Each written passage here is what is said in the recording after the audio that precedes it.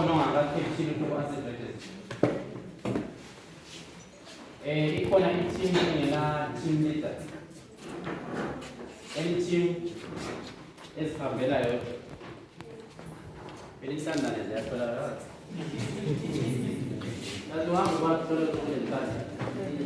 Anyway, thank you very much. Masonke silama team leaders. So, my team leaders, can you kindly check ama asset register too? How far have we gone with the capturing of our asset registers? Our intention today is to go to the next phase.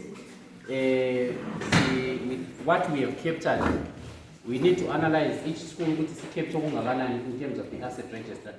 Can we make sure the main focus should be on furniture and fittings, ICT, transport equipment, like transport equipment, and ignore ama land, ignore ama buildings. We have it on our evaluation. We are going to put it. So ama textbooks when kabang ukuthi enalawo eliwafakileyo, it might be enough for this exercise. So the next is that since we let's go to see updated, we are going to include them in the financials 2025, especially ama textbook ngoba maningi. There is a lot of work that is required to be done. So in terms of our textbooks, asimenini kancane ukuzihlupha ngawo for this particular period, but let us mark ukuthi sigcine ngaphi in terms of angenileyo ku-asset register yethu, right? So that when we go for 2025, we don't include them sisesenze i-duplication. But furniture and fittings,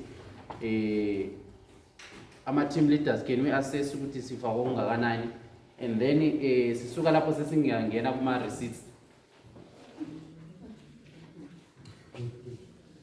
bese count izathi kusiya kuma sports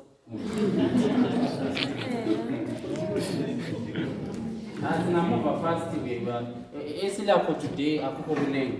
Uchuma will ask him just briefly nje city recap on how we are going to capture our receipts.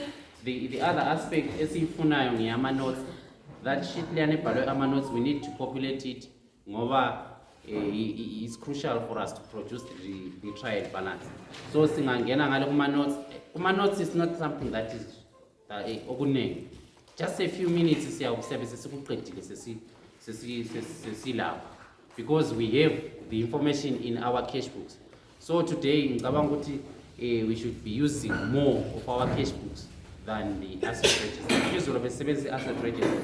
So let us bring those ama books ethu lana amakhulu ama cash books ethu. Abanye ngiyazi ukuthi batheka bayenzanga ama summaries lawana. Maybe we should, as quickly as possible, we should be finalizing that. Seswa capture ku Excel. Singaqeda lapho we can go ku